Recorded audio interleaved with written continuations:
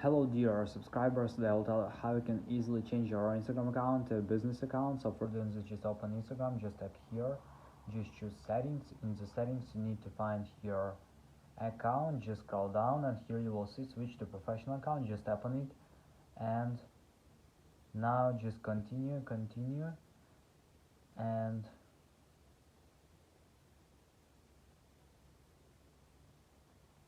here you can also connect some Facebook page, just tap on next or just don't connect. Personal blog for example, just tap on next.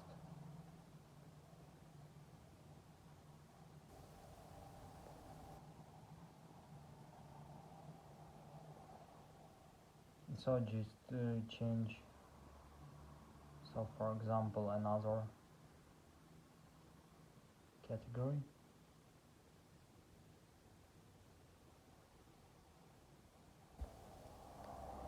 So now I just can't create new business account, but also I think that you will have success on it. So thanks for watching, have a nice day, subscribe to my channel, hit like and goodbye.